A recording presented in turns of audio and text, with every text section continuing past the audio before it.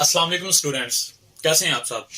अभी तक हमने इस चैप्टर में जो मेजरिंग इंस्ट्रूमेंट्स को स्टडी किया है वो लेंथ मेजरिंग इंस्ट्रूमेंट थे जो कि हमारे पास थे। लास्ट क्लास में हमने स्क्रू गेज को स्टडी किया, उससे पहले हमने वर्नियर कैलिपर को स्टडी किया और उससे पहले हमने मीटर रूल और मेजरिंग टेप को स्टडी किया। आज हम पढ़ने जा रहे हैं, आज हम स्टडी करने जा रहे हैं मास मेजरिंग इंस्ट्रूमेंट्स। मास मेजरिंग इंस्ट्रूमेंट्स में हमारे पास जो सबसे पहला इंस्ट्रूमेंट है वो है बीम बैलेंस। बीम बैलेंस क्या होता है?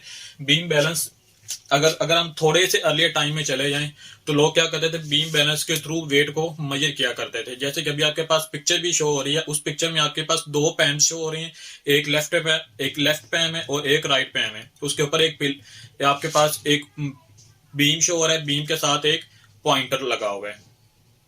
अगर आपने बीम बैलेंस को यूज करते हुए किसी भी मास की मेजरमेंट करनी है तो आप क्या करेंगे, आपने एक अननोन मास लेना है, उसको आपने किसी एक पैन में ऐड ऑन करके आप देखेंगे कि जो पॉइंटर है, ठीक है, जो पॉइंटर है वो अपनी जगह से मूव कर गया है। जब आप एक नॉन मास ऐड करेंगे, ठीक है, उसके इक्वल करेंगे तो वो जो पॉइंटर होगा वो दोबारा अपने सेंटर पॉइंट में वापस आ जाएगा।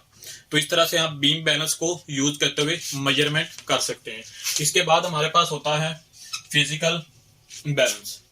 फिजिकल बैलेंस की कंस्ट्रक्शन में हमारे पास एक स्टीरअप होती है, बीम होता है, बैलेंसिंग स्क्रू होता है, हुक है, पिलर है, पॉइंटर है, scale, plump line, पैम, resting knob, levelling screw और नाइफ एज। ये हमारे पास उसकी कंस्ट्रक्शन में यूज होते हैं। जैसे कभी आपके पास पिक्चर में भी शो हो रहा है। अगर तो आपने इसकी फिजिकल बैलेंस को यूज करते हुए आपने मेजरमेंट करनी है वेट की, तो आप क्या करेंगे, आपने जो लेफ्ट वाला पैम है उसमें आपने अननोन मास ऐड क्या करना है और जो राइट वाला पैम है उसमें आपने नॉन मास ऐड क्या करना है। जब आप लेफ्ट पैम में अननोन मास ऐड करेंगे तो जो पॉइंटर होगा वो अपनी जगह से मूव ऑन हो जाएगा। जब आप एक नॉन मास के थ्रू उसको इक्वल करेंगे तो वो जो पॉइंटर मूव करेगा, ठीक है, वो दोबारा से अपनी ओरिजिनल पोजीशन पे आ जाएगा, जीरो पोजीशन पे। तो इस तरह से हम फिजिकल बैलेंस को यूज करते हुए मास की मेजरमेंट कर सकते होते हैं। इसके बाद हमारे पास होता है एक लीवर बैलेंस। जैसे कभी आपके पास पिक्चर में शो हो रहा होगा, उसमें दो पैन आपके पास शो हो रहे हैं, एक लेफ्ट पैन और एक राइट पैन, और उसके नीचे आपके पास एक पॉइंटर शो हो रहा है जो कि जीरो पे शो हो रहा होगा। जब आप इसके थ्रू आपने मेजरमेंट करनी होगी तो आप क्या करेंगे, आपने अननोन मास लेना है, उसको आपने एक पैन में ऐड करना है। आप देखेंगे कि जो पॉइंटर है वो मूव ऑन हो गया है अपनी लोकेशन से, अपने जीरो पॉइंट से मूव ऑन हो गया। जब आपने एक स्टैंडर्ड मास के थ्रू, ठीक है, इक्वल करेंगे तो वो दोबारा से अपनी ओरिजिनल पोजीशन जीरो पे वापस आ जाएगा। इसके बाद हमारे पास होता है एक electronic balance. Electronic balance basically हमारे पास मार्केट में डिफरेंट रेंजेस में होते हैं।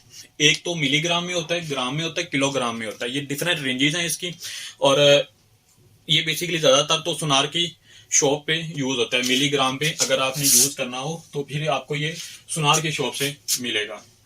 अब आपके पास एक पिक्चर शो हो रही है, ठीक है, इलेक्ट्रॉनिक बैलेंस की।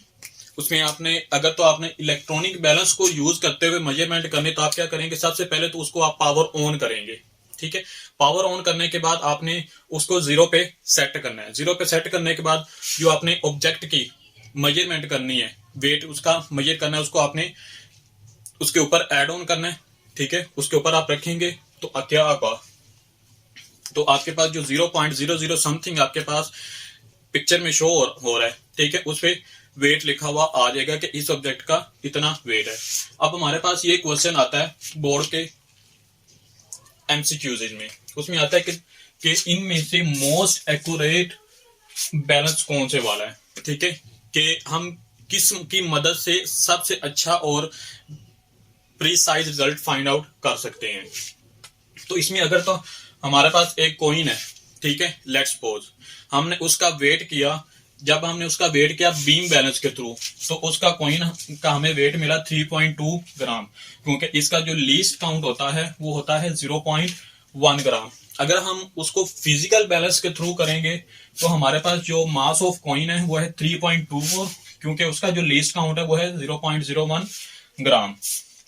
अगर हम इलेक्ट्रॉनिक बैलेंस के थ्रू हम इसकी मेजरमेंट करेंगे तो उसका हमारे पास जो मास ऑफ कॉइन है वो है 3.247 और इसका जो लीस्ट काउंट है वो है 0.001 ग्राम। जी, तो इन तीनों में से अगर आप देखेंगे लीस्ट काउंट सबसे कम किसका है, इलेक्ट्रॉनिक बैलेंस का है। तो इसका क्या मतलब हुआ कि इलेक्ट्रॉनिक बैलेंस के थ्रू अगर हम किसी भी वेट की मेजरमेंट करेंगे तो हमें उसका रिजल्ट सबसे अच्छा प्रिसाइज कैलकुलेट होगा।